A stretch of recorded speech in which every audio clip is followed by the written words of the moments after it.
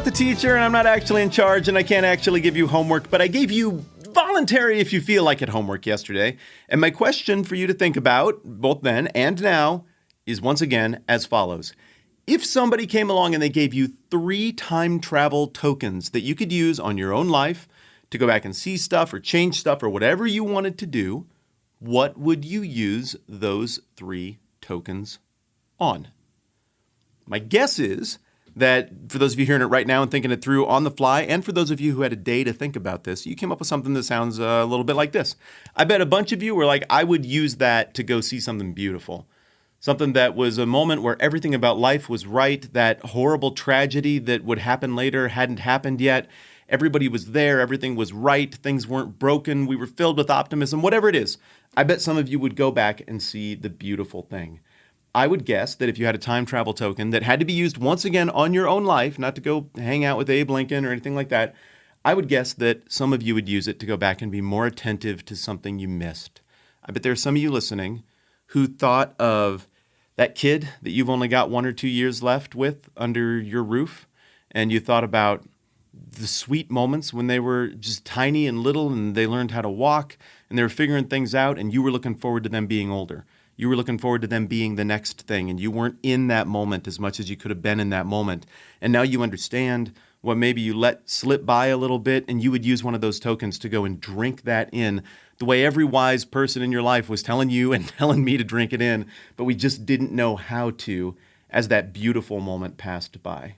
Still others of you, I bet, decided that you would use that token to go and say something you should have said. Whether it was making things right with somebody, whether it was resolving something on a deathbed that should have been clarified, or going back even further, maybe to make sure that nothing needed to be resolved, that there was no truth or affirmation or fix-it that needed to be done, but rather that you could just go back and get things right in the first place, to warn somebody of a tragic thing that was about to happen. I'd use one of my tokens on that. I would make a phone call one particular day in one particular year to a person I loved and be like, hey, if you trust that I care about you at all and you can suspend needing to know why I am calling you, I just want to ask you not to get in the car today. Call in sick, take 1 day, don't do anything, and let's never talk about this again. I'd use a token on that. I bet some of you would as well. Some of you would use it like Biff tried to in Back to the Future 2, to go back and invest in things and know how the market's going to work and to make your life amazing. But I bet every single person sitting opposite me, listening to this conversation, would have done one thing with one of those tokens at least.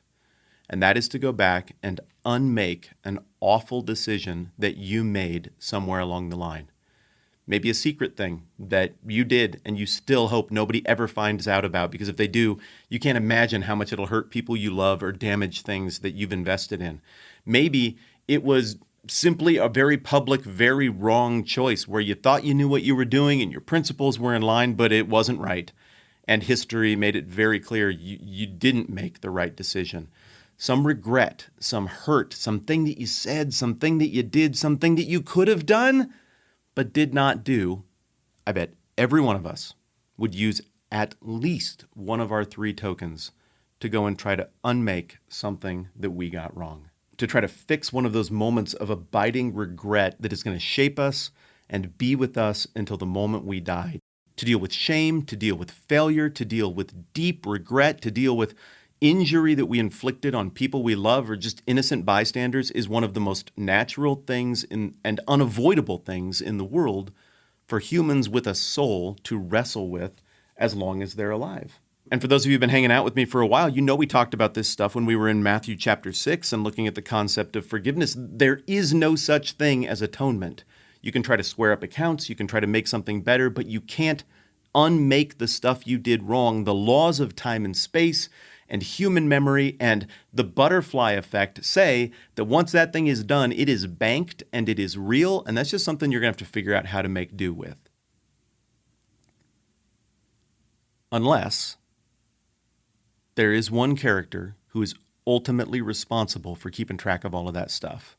Unless there is one character who is ultimately master of time and space and guilt and the human mind and the butterfly effect. And unless there were such a character who had such a power, who is ultimately responsible for right and wrong and space and time and the human soul and the human mind and guilt, and who was the ultimate arbiter of whether or not something counts forever or is resolved and forgiven. And if such a character existed who was sufficiently powerful and sufficiently knowing and sufficiently good, a character who understood what it would feel like for you to feel that kind of stuff, who understood the flow of time, how absolutely unchangeable and immovable those deepest hurts and failures of our past are, if there was a character like that who understood stuff like that and was moved by stuff like that and was benefited to demonstrate his own quality as such a deity